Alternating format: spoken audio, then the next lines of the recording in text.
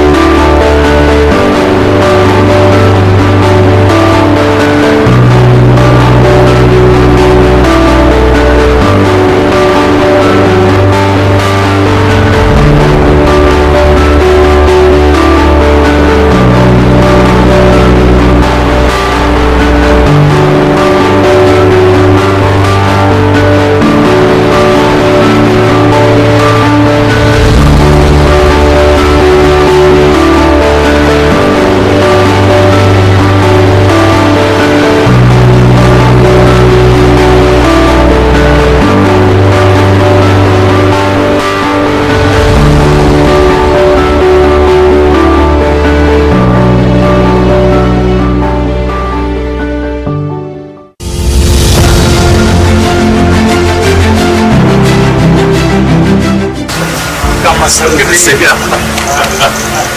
Nice to meet you. Thank you. Thank you.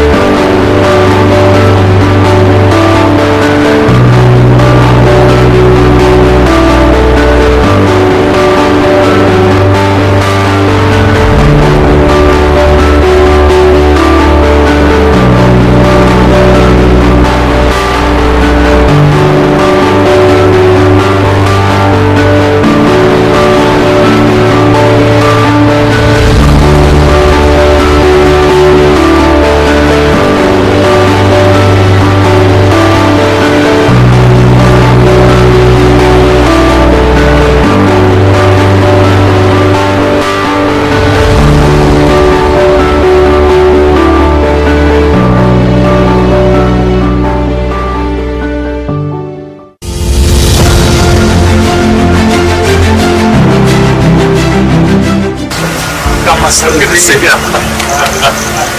Nice to meet you. Thank you. Thank you.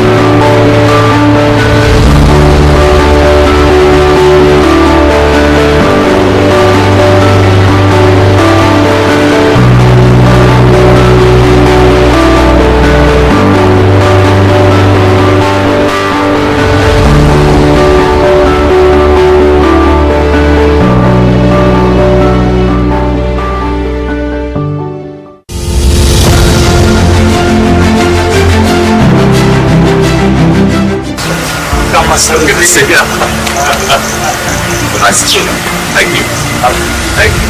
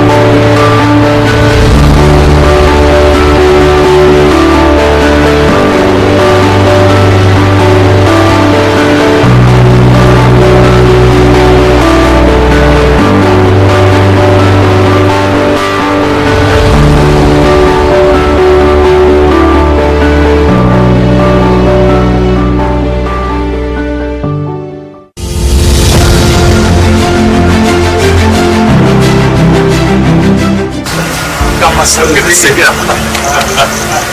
Nice to see you. Thank you. Thank you.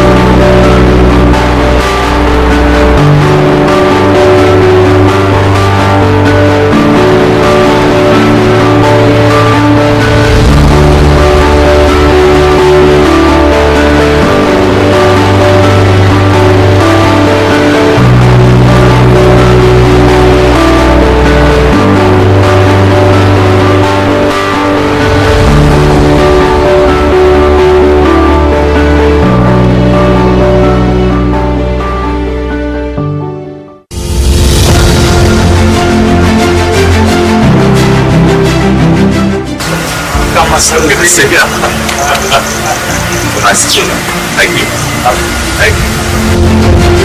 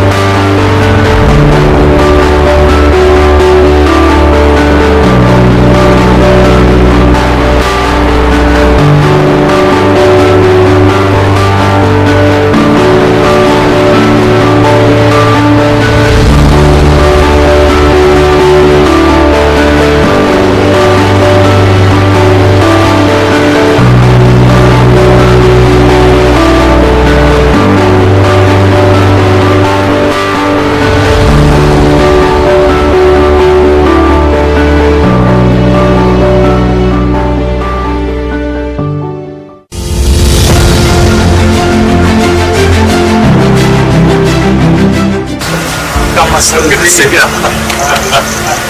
Nice to meet you. Thank you. Thank you.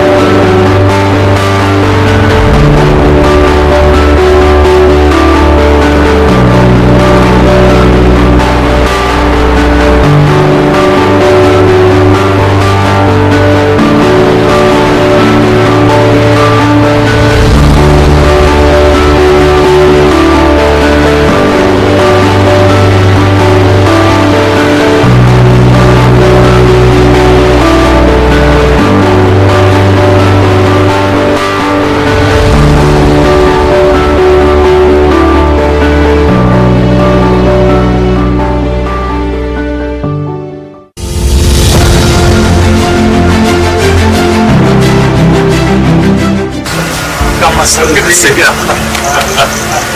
Nice to meet you. Thank you. Thank you.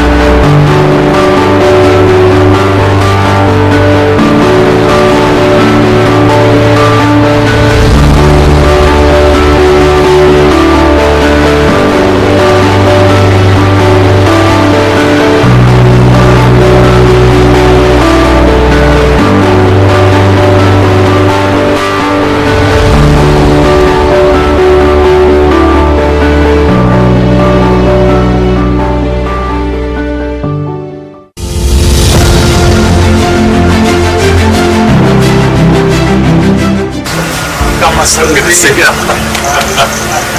Nice to meet you. Thank you. Thank you.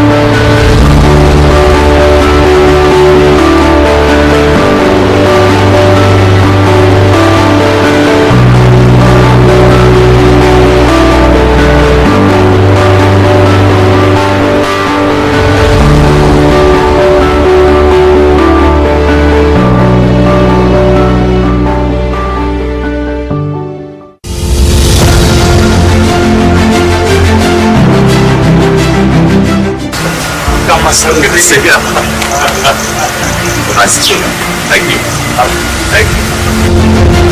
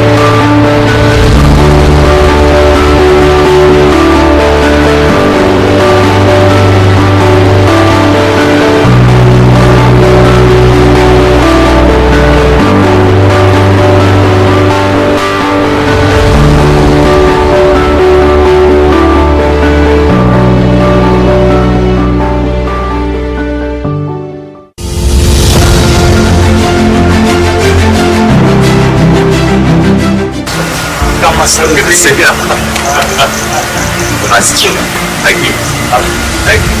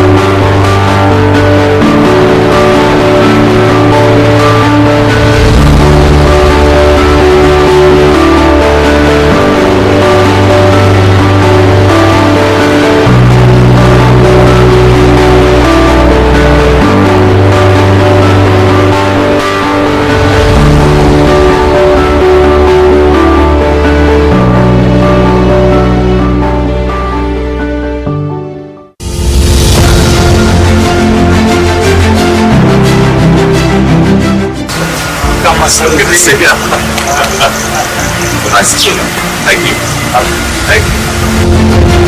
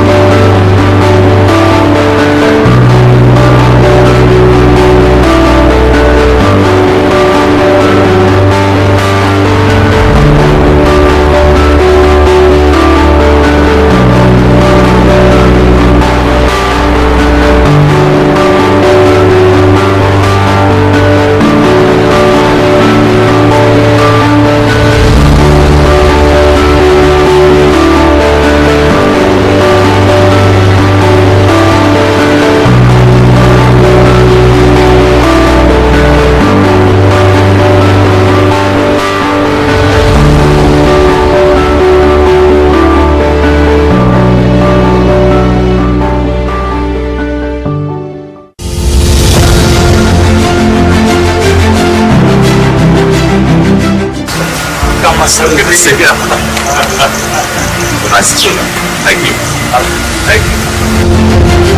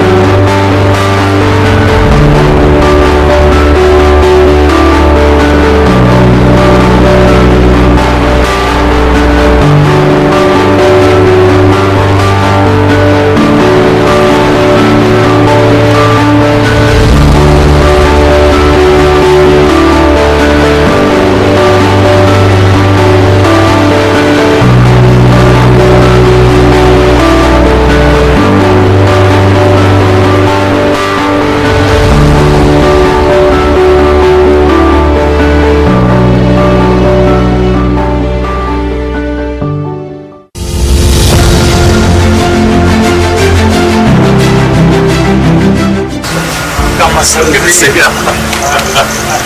Modernization. Thank you. Thank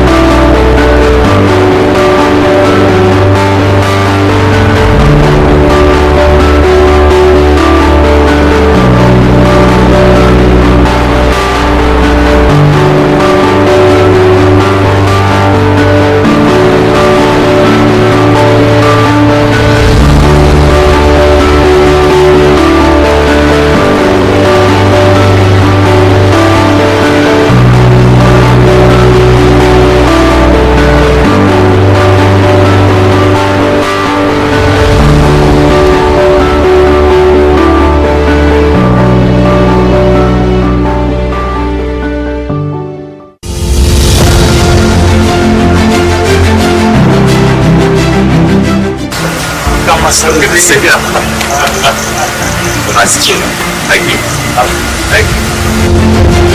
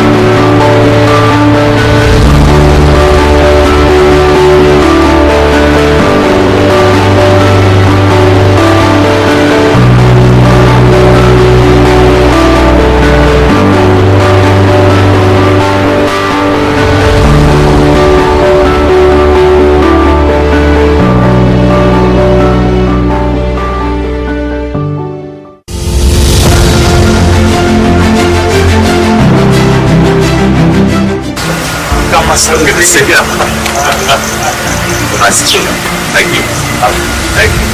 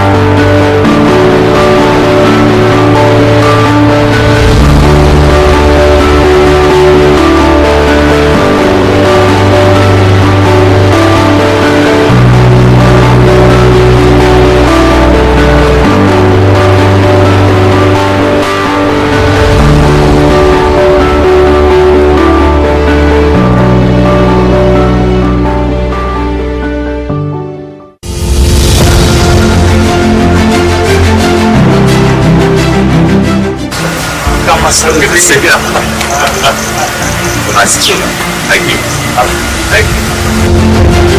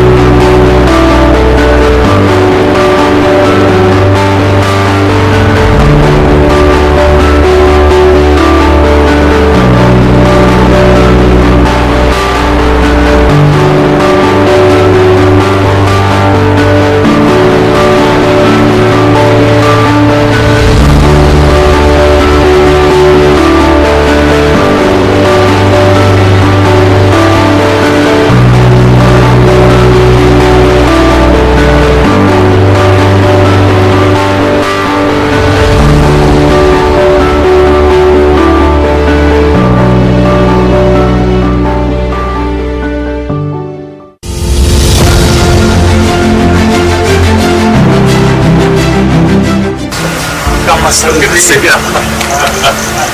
Tunasikia. Thank you. Thank you.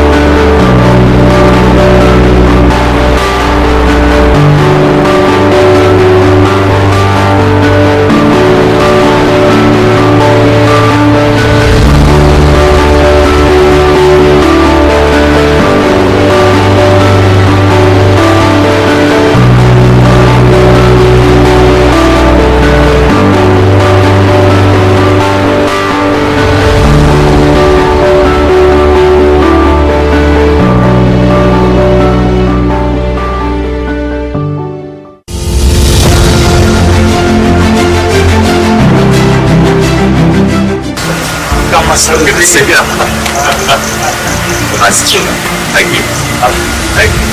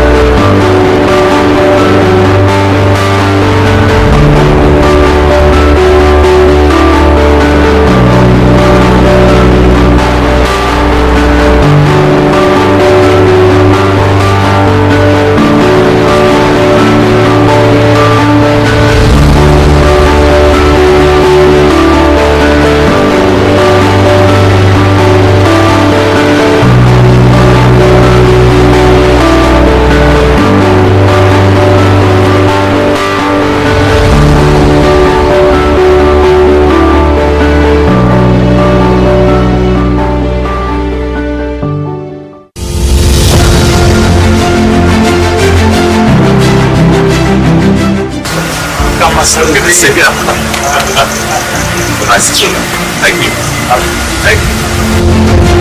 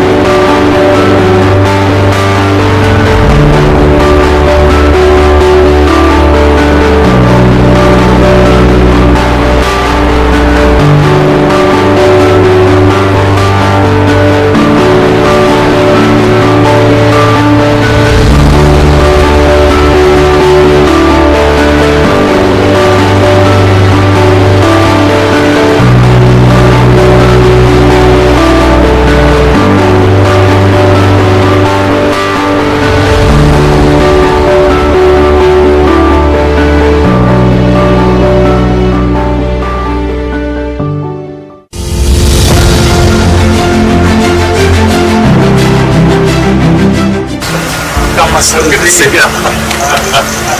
Unasikia? Thank you. Thank you.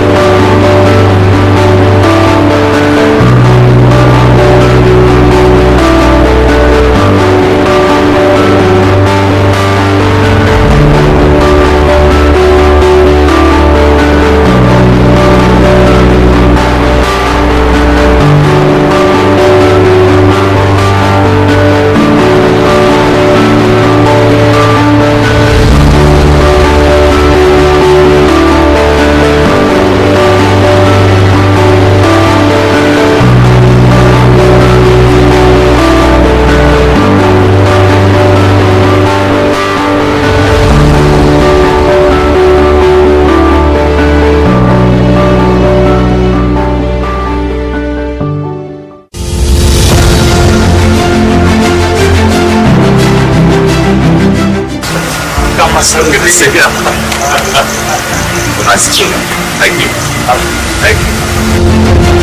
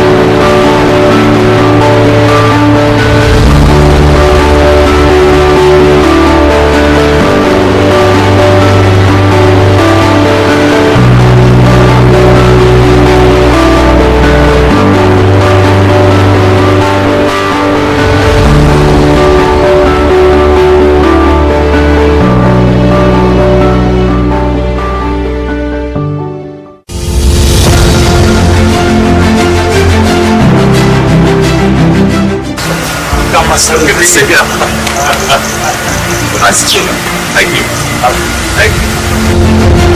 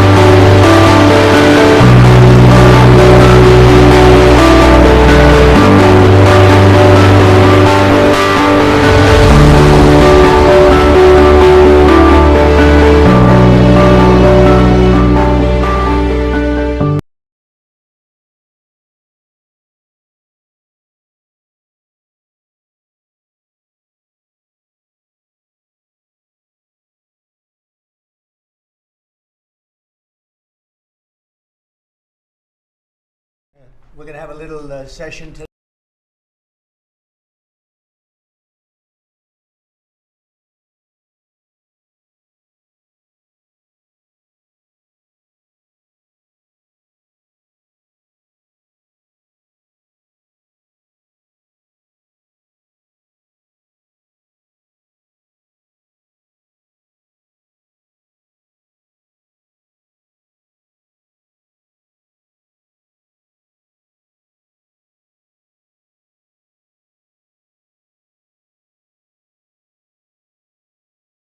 very much.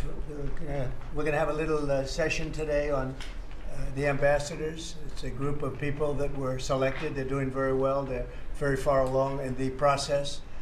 And they're going to each introduce themselves and talk about the country that they're going to.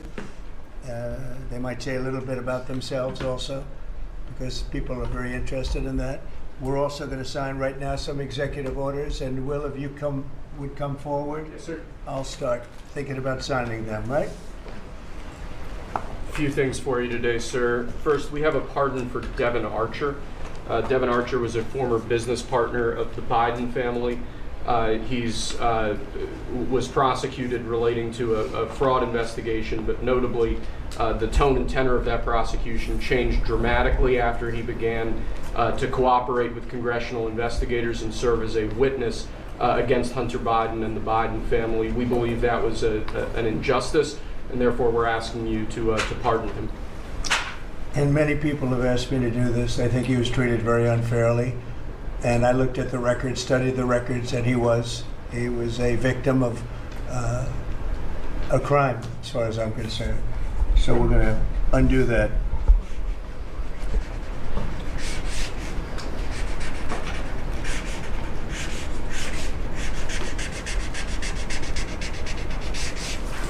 All right. That's Devin Archie. Congratulations, Devin. Next, sir, we have a presidential memorandum for your attention. This memorandum requires the immediate declassification of all FBI files relating to the Crossfire Hurricane investigation. This was obviously one of the instances of the weaponization of law enforcement powers of prosecution against you and others. We believe that it's long past time for the American people to have a full and complete understanding of what exactly is in those files. Which gives the media the right to go in and check it. You probably won't bother because you're not going to like what you see. But this was total weaponization. It's a disgrace. Should never happen in this country. But now you'll be able to see for yourselves, all declassified. Is that correct? Would Yes, you sir. say? All declassified? Yes, sir. Everything? The FBI file with there's a classified annex, but other than that, this we'll put everything in the public eye. Is anybody going to look? What about you? You going to look?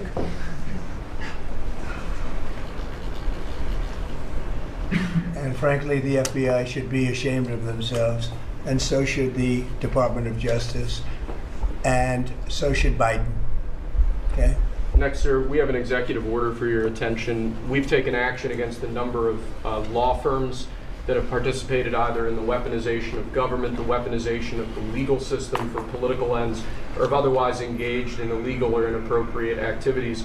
The law firm of Jenner and Block is one of these law firms. This is a law firm that, as you know, employed Andrew Weissman after he came off of the Mueller investigation. It's a law firm that's engaged in invidious racially and sexually discriminatory practices. It's also a law firm that has participated in the weaponization of the legal system against American principles and values, and we believe that the measures in this executive order will help correct that. And Andrew Weissman is the main culprit He's certainly with respect to this firm. He is one of a number of reasons that we believe this executive order is warranted. He's a bad guy.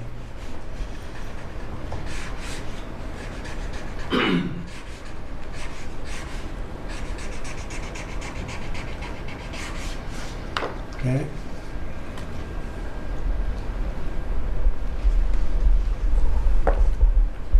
Next, sir, we have an executive order for your attention relating actually to government payments.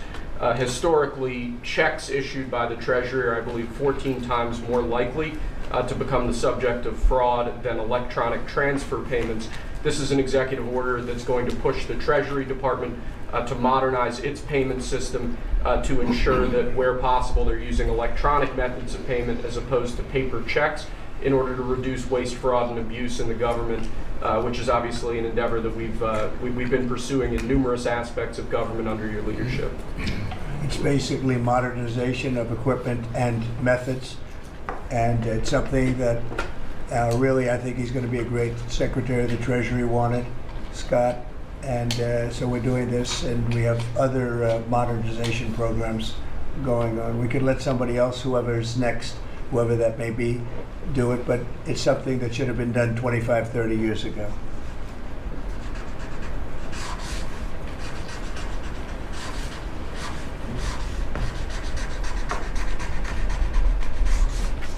Okay.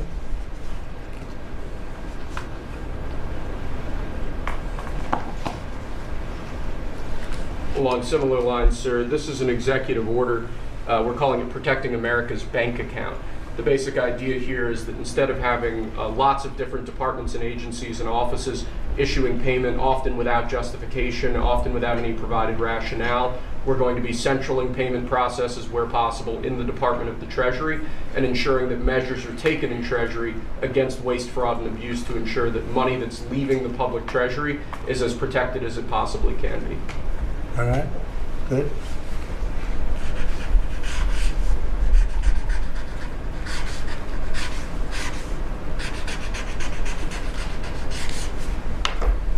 Many of these things should have taken place decades ago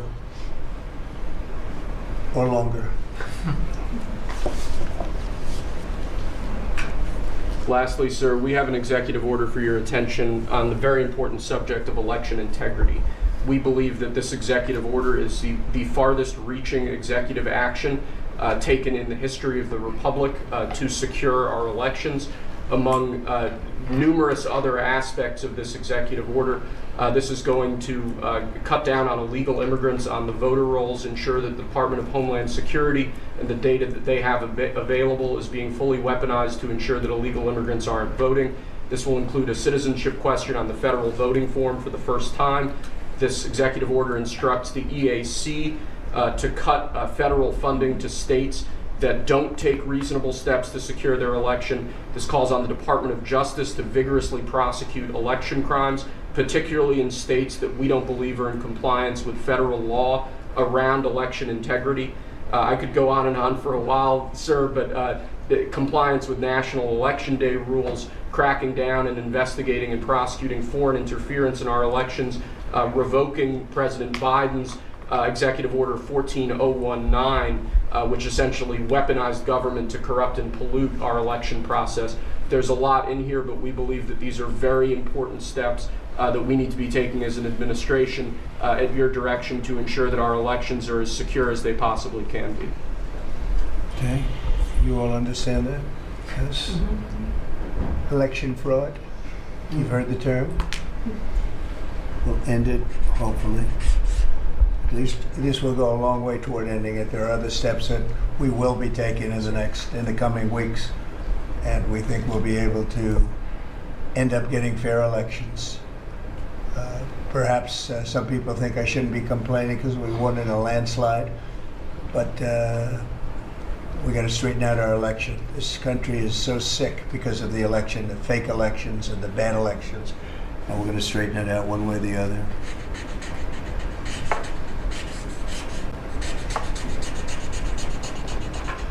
And it's an honor to sign this one. To sign all of them, but to sign this one is a great honor.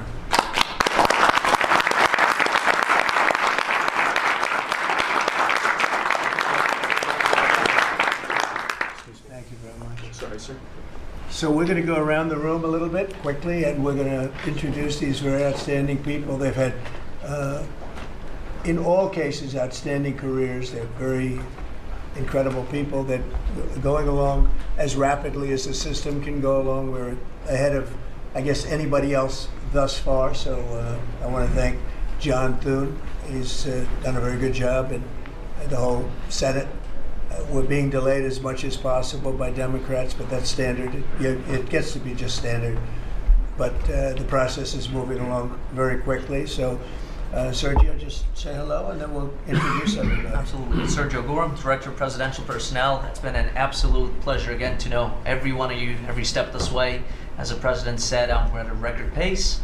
We have more nominees today from the Senate than at any previous point, over 70, and that's a record in 2 months. And we're proud of that, and we're determined to ensure the world has America First patriots in all of our posts. Charlie? Charles Kushner. I'm going to France and Monaco, and I'm proud to serve under the greatest president of our country. very proud to serve. Thank you, Charlie. James Blair, honored to work here in the White House as Deputy Chief of Staff. And Mr. President, I think that all of these successful people would want to go serve the United States under your leadership as a testament to your vision and leadership. Thank you, James. I'm David Perdue. I'm going to the People's Republic of China. And it's my honor to represent President Trump, the people of America, and represent our interests and values in China. I'm Leah Campos. I'm going to represent the President in the Dominican Republic. Mr. President, thank you for the honor to serve you in the Thank you. Thank you. Mike Waltz, National Security Advisor. Look forward to working with every one of you on behalf of the President, his leadership, and the American Thanks, people. John Arrigo. I am going to the Republic of Portugal, and I'm very excited to do so and serve what I consider one of my closest friends and one of the best presidents this country has ever had. Thank you. Kevin Cabrera, nominated to be Ambassador to Panama. It truly is an honor, President, to be part of your administration. Thank you. Tom Barrack, nominee to the Republic of Turkey. Delighted and honored to be with you, Mr. President, in the host country, which is one of the most ancient in civilization, is in search for your peace, prosperity, and security program. Thank you. Good place. Mr. President. Good leader, too. Yeah, Mr. President, thank you. It's an honor. I'm Pete Hoekstra, you know that. But I am going to Canada. Ooh. I look forward to serving you in Canada and your agenda. And you do a great job. Thanks, Pete. Ron Johnson, sir. Thank you for the nomination to represent you and the United States to the United Mexican States. And I'm really encouraged by some of the conversations you've had with President Sheinbaum recently and to the increase in support that we've seen of her government along our border on the important issues. So thank you, sir. They have stepped it up a lot, Yes. Mexico and Canada, so see how it works, right? Yes, sir. Thanks. Matt Whitaker from Des Moines, Iowa. I'm proud to, as soon as I'm confirmed, go represent you at the North Atlantic Treaty Organization. Thank you. George Glass, on my way to Japan. Previous administration, I served for you in Portugal. It is a great honor to be able to do this a second time. Thank you very for much. the opportunity. Thank you, George. President Trump, my name is Ken Howry. I'm your nominee to be Ambassador to the Kingdom of Denmark, a very close partner and ally. I served for you last time for the Kingdom of Sweden. I want to thank you for the faith you place in me as your nominee to Denmark. Thank you. Thank you very much. President Trump, thank you for the honor of a lifetime. My name is Stacy Feinberg, and hopefully I'll have the honor of serving in Luxembourg. And I think that this is the greatest presidency and the greatest time in history, and it's all because of you. Thank you very much. Nicole McGraw, nominated to serve in Croatia, and it's such an honor to be here with you today and to serve you and the American people. Thank you. Thank you very much. President Trump, thank you very much for your nomination to the Republic of Chile. And let me tell you, Border Patrol agents are so thankful for everything that you've done for them. But That man knows more about the border than anybody. I'm going to tell you. Thank you. President's a great honor. Thank you very Thanks, man. Good luck. Mr. President, Brian Birch, if I'm confirmed, I'll be representing you at the Holy See. And Catholics are very proud of your work. Your team is doing an excellent job, so thank you. Very honored to serve. Thank you very much. Mr. President, thank you again for the honor, the greatest privilege. My name is Summer Sparkus. I will serve this great man at the Republic of Malta. Thank you, sir. Thank you, Mr. President. Joe Popolo from Dallas, Texas. Very proud to serve you at the Kingdom of the Netherlands, the very first country to recognize the United States 250 years ago. Thank you. Thank you. Mr. President, if I'm confirmed, I will be representing you in the state of Israel. It will be an extraordinary honor, and you've done more for Israel than any president in any time of its history, and we are grateful. And I'm hoping I'll get to be there by Passover. Thank you, Mike. And Mike is an outstanding guy. They all are. Mike, I think is going to do wonders for Israel. He actually probably gets along with both sides, and that'll be interesting to see. But the world is watching you, Mike, so good luck. Thank you, Mr. President. Good luck. You're going to do well. Thank you very much. Mr. President, thank you for this great honor to serve the Republic of Italy and San Marino. I'm so looking forward to going over there and working with that great ally, and for the pleasure to serve you.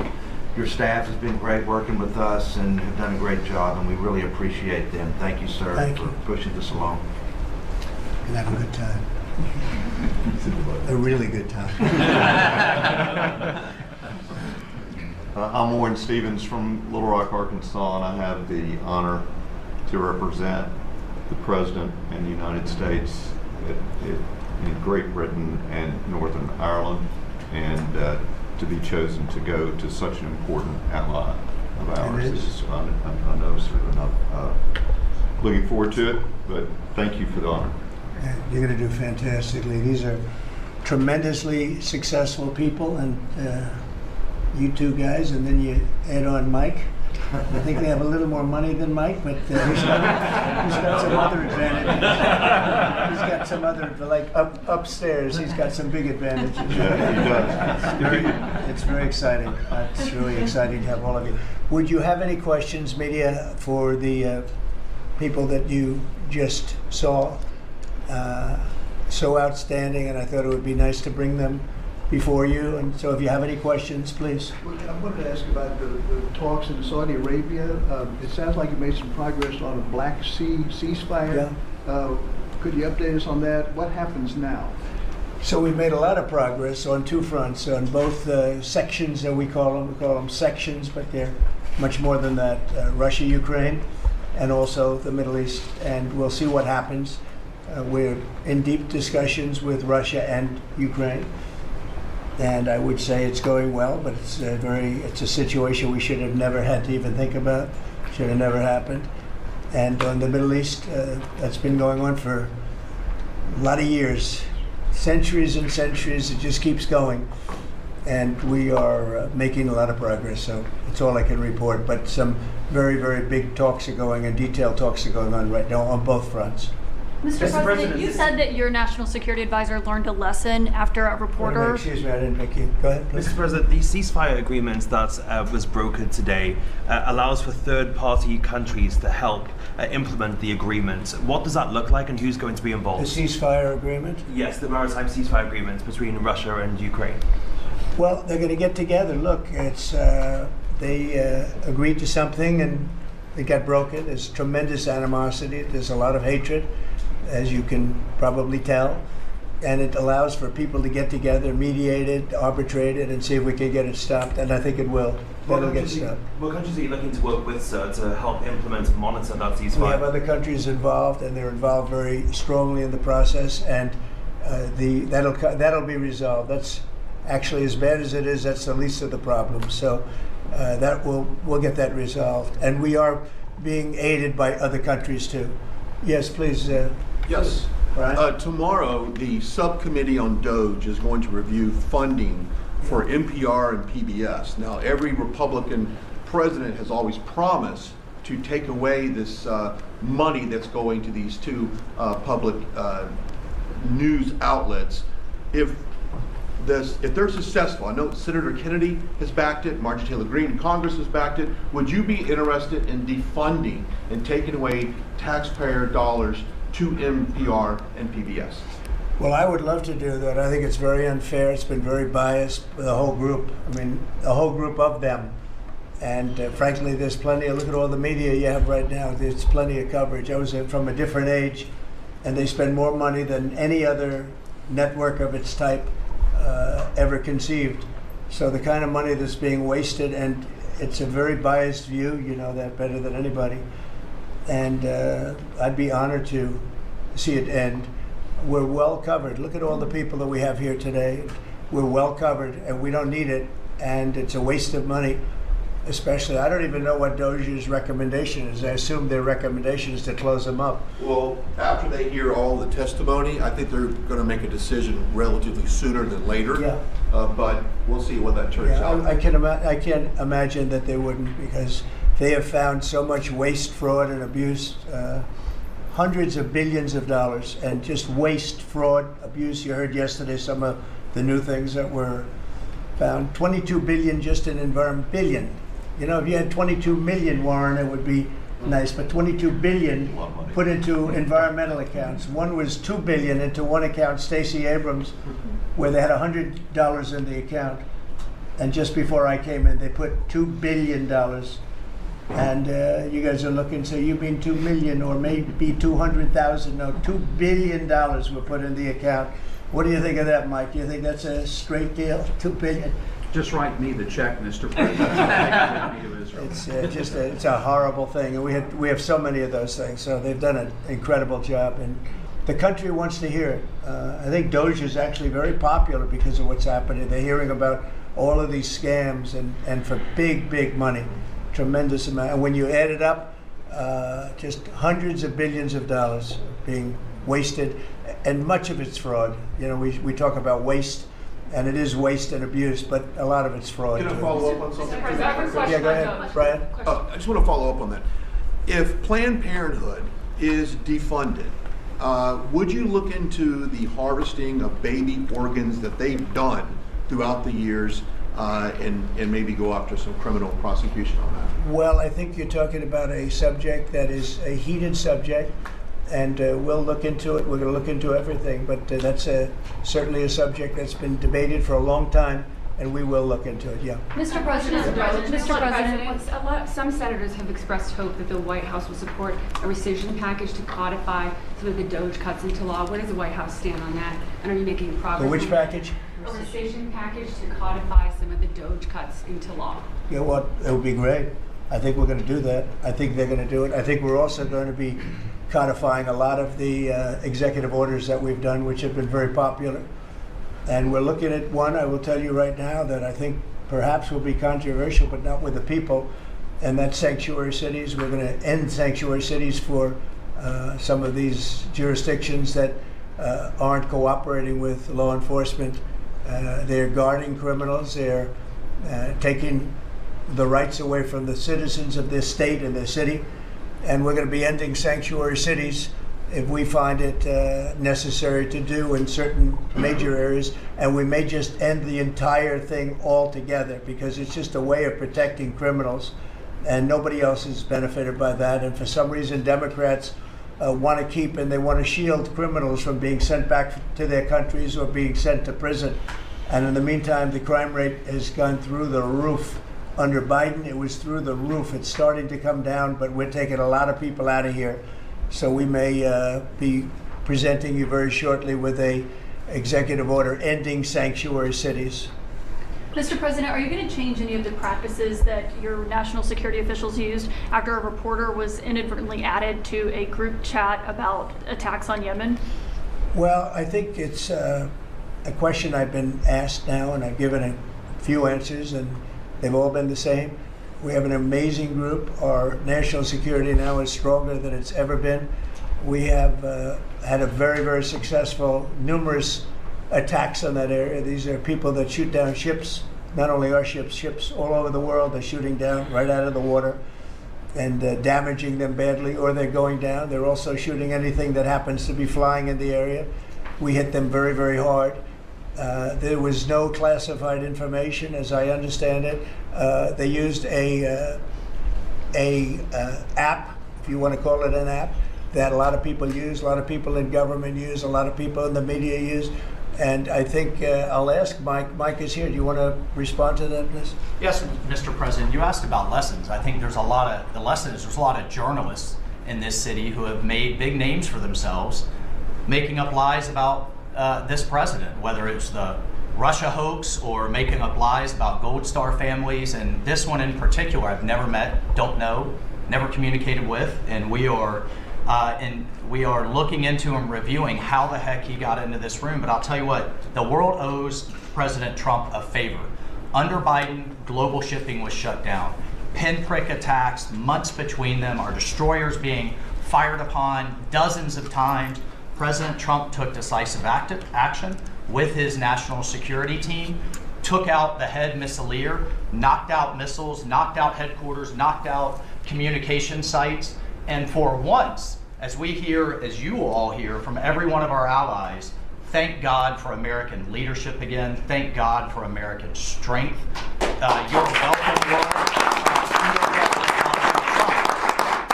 And look, we had a national security team that was coordinating these efforts. As Director Radcliffe testified today, his first day on the job, he was introduced to this app on his government systems at the CIA and at the State Department and otherwise. So look, this journalist, Mr. President, wants the world talking about more hoaxes and this kind of nonsense rather than the freedom that you're enabling. And a key part of our sovereignty is open sea lanes and knocking the crap out of terrorists, which is exactly what your team and Pete Hegseth, a good friend and fellow veteran, is leading the charge on, and it's an honor. We had a very, very successful, we had a very, very successful evening, and we've had numerous successful evenings and days in that area. The Houthis are absolutely on the run. The worst of them has been killed. This should have been done a long time ago by Biden, but Biden was an incompetent president. He couldn't do anything. He didn't know where he was going. He had no clue. This guy had no clue. This should have been done a long time ago. As they shoot missiles at ships, randomly shoot missiles at ships, and they make their own missiles. You know, this is not an incompetent group of people. They make their own missiles. They get the missiles also from Iran. It's an offshoot of Iran, another offshoot. You have Hamas, you have Hezbollah, you have the Houthis. You got a lot of stuff going on with Iran. And we sent a letter to Iran. You're going to have to be speaking to us one way or the other pretty soon, because we can't let this happen. But that's an app that a lot of people use. And somebody got on. I mean, I happen to know the guy's a total sleazebag. The Atlantic is a failed magazine. Does very, very poorly. Nobody gives a damn about it. This gives it a little bit of a shot. And I will tell you this, that they've made up more stories, and they're just a failing magazine. The public understands that. He's a very good man. That man is a very good man right there that you criticize so strongly. Did he make a mistake to ban the use? He's a very good man, and he will continue to do a good job. In addition to him, we had very good people in that meeting, and those people have done a very, very effective job, and you're going to see it. And it goes on, by the way. It's going to go on. And I think the Houthis wish that it didn't happen, but that's what it's all about. We have to create a safe country, a safe world, and that's what we're doing. Do you think national security was put at risk, Mr. President? Of senior officials using signal. Do I plan to ban who? The use of signal to communicate from senior officials. Well, I don't know I don't know anything about Signal. I wasn't involved in this, but I just heard about it. And I hear it's used by a lot of groups. It's used by the media a lot. It's used by a lot of the military, and I think successfully. But sometimes somebody can get onto those things. That's one of the prices you pay when you're not sitting in the Situation Room with no phones on, which is always the best, frankly. But the best is to be there. In fact, oftentimes I've been in fact, just last week I was in the Situation Room with something very important, and we had a couple of people hooked up by line, and I said, cancel the line. Sorry, fellas, what you do is we'll tell you all about the meeting, because I know people do get on those lines, whether it's Signal or anything else. Yeah. So are you going to change any procedures as a result of this? Well, I mean, look, we look at everything, and they've made a big deal out of this because we've had 2 perfect months. We are bringing in business. We have another one announced tomorrow, a big one, very big. Like in the history of our country, nobody's ever seen anything like it. And I think probably a lot of people are saying they started by saying it was the greatest first month that a president has ever had, and I think that's true. And now they say it's the best second month, and they had to find something. And this certainly will look at this, but the main thing was nothing happened. The attack was totally successful. It was, I guess, from what I understand, took place during, and it wasn't classified information. So this was not classified. Now, if it's classified information, it's probably a little bit different. But I always say you have to learn from every experience. I think it was very unfair the way they attacked Michael. He's a good person. The person that was on just happens to be a sleazebag, so maybe that's just coincidence. I don't know. But you are going to conduct would an it be investigation. a problem if the Atlantic released all the text messages if they're not classified? Well, I don't know. I'd have to ask the military about that, because maybe you wouldn't want that. I don't know. I will say this: that from what I heard, the man that we're talking about, who's not somebody that I don't think most people have ever heard of, he left. He found it very boring, and he left early. He got off the line very early. So I can't speak to it other than that. So he's made up a lot of stories, and I think he's basically bad for the country. But it's a failing venture, very failing venture. They're very upset, and a thing like this is publicity for them. But I don't think we should allow people that are very good, like that man sitting right at the end of the table who's done a great job. We shouldn't allow them to be hurt by it. Mr. President, can I follow up on that? Can I follow up on that? Are you saying you're okay with the continued use of Signal by administration officials No, for that's not what I sensitive? said. I said we'll look into it, but everybody else seems to be using it. It seems to be the number one used device or app, whatever you want to call it, and we will certainly look. If it was up to me, everybody would be sitting in a room together. The room would have solid lead walls and a lead ceiling and a lead floor. But, you know, life doesn't always let you do that. In the meantime, the attack itself that we were talking about and discussing has been an unbelievable success. But you will conduct an investigation, is what you're saying into this. We'll look into it, Chair. Who's going to lead that look into it, investigation? Chair. I want to Is look that into the FBI? Or anything who would like do that. I would ask them. It's not really an FBI thing. It's really something having to do with security. Security, like will somebody be able to break in? Are people able to break into conversations? And if that's true, we're going to have to find some other form of device. And I think that's something that we may have to do. Some people like Signal very much. Other people probably don't.